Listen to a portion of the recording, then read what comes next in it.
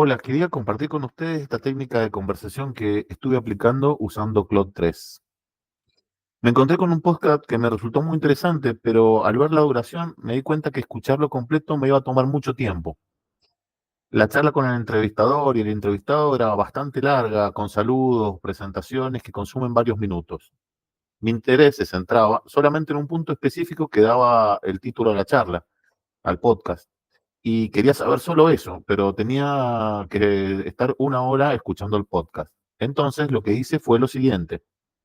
Primero lo guardé en un archivo MP3, lo bajé a la computadora, después lo subí a Google Pinpoint para que lo transcribiera a texto, luego lo bajé a la computadora en formato de texto y se lo adjunté en una conversación que inicié con Claude 3 pidiéndole que redactara una definición y ejemplos de ese tema para no tener que estar escuchándolo una hora.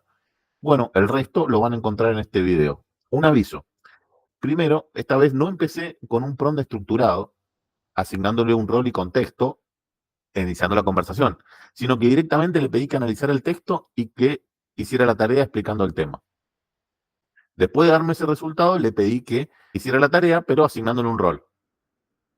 Y también le pregunté si su respuesta sería distinta, dado que tiene un rol asignado. Y la respuesta está bien al final del video. ¿Alguien tiene otra idea, alguna sugerencia de cómo hacerlo a este tipo de resúmenes de texto de un podcast? Me encantaría saber sus ideas y que me comenten cómo lo han hecho. Muchas gracias. Hola, en este video vamos a ver cómo hacer un proceso de iteración en Claude. Esta vez vamos a usar un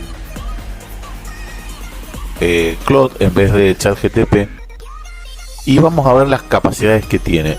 Yo acá le pido que transcriba un podcast.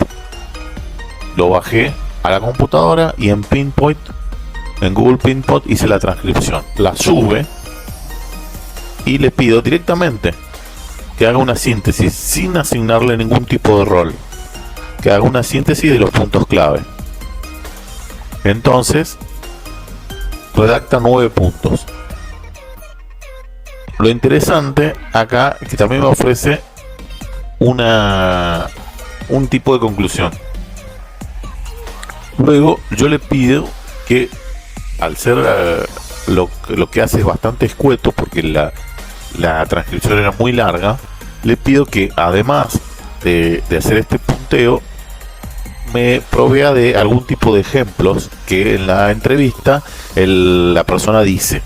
Entonces acá hace un listado de los ejemplos en los que usa el concepto de paradigma, o en los que se plasma la visión o lo que el entrevistado interpreta lo que es paradigma. Entonces ahora le pedí que redacte un texto donde esté presente esa definición que interpreta el autor y que tenga 3 ejemplos de lo que ese autor entiende que es paradigma. Entonces acá escribe la definición de lo que es paradigma y provee 3 ejemplos del autor. Me da una explicación de lo que a nivel de síntesis, que lo haga en un tono más formal. Entonces que cambie el estilo de redacción. Acá cambia el estilo de redacción y lo hace mucho más formal y académico. Quiero ver qué relación tiene con el concepto de paradigma de Kuhn, de Thomas Kuhn. Averiguar si existen puntos de contacto y similitudes con la definición de Kuhn. Que redacte esas similitudes y diferencias en una tabla de doble entrada. Escrito que es esta frase. Y es una frase reveladora de lo que el entrevistado considera como paradigma. Entonces que la explique, que fundamente y describa las razones y los pasos por los cuales Claude ha llegado a esa observación tan aguda. Haberlo tratado de esa manera responde también de una manera cordial. Entonces va a detallar en detalle cómo llega, qué procedimiento, vamos a decir mental, pero no es, hace para llegar a esa conclusión.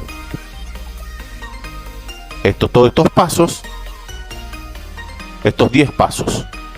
Entonces acá he hecho un análisis paso a paso de distintos elementos, de distintas partes o distintos elementos, ¿sí?, de que están presentes en la definición,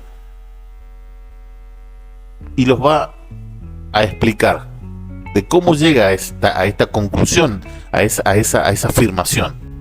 Ahora le pido que en base a lo último, lo copio de vuelta, que haga una síntesis para que no sea una oración o una frase entera puesta en una columna, sino que sea a la manera de un formato más de cuadro sinóptico. Ahora le pedimos que vuelva a redactar la misma tabla, pero que lo haga con menos y menos. Ahora hace con menos palabras todavía.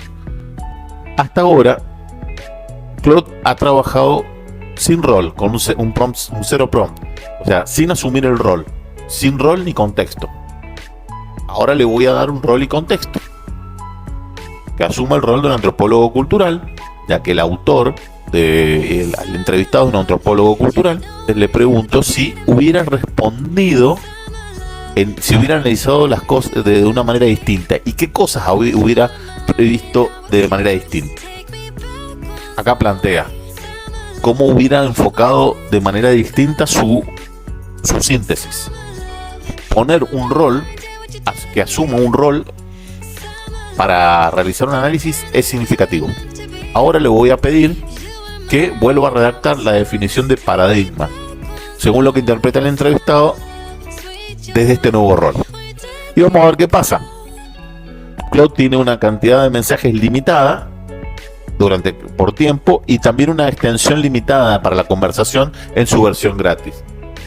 Entonces, en definitiva, no voy a poder plantearlo, ya no puedo plantearle esta pregunta, porque estoy usando la versión gratis. ChatGPT no tendría esta limitación, pero es distinto. Es interesante comunicarse, cómo entablar una conversación, cómo iterar, para que nos vaya generando una interpretación de ese texto, y también más allá de lo que puede producir en términos de respuesta para algo que uno necesita para copiar y pegar, es interesante la capacidad de análisis y de síntesis de generar en tablas, la capacidad analítica de resumen que tiene Claude.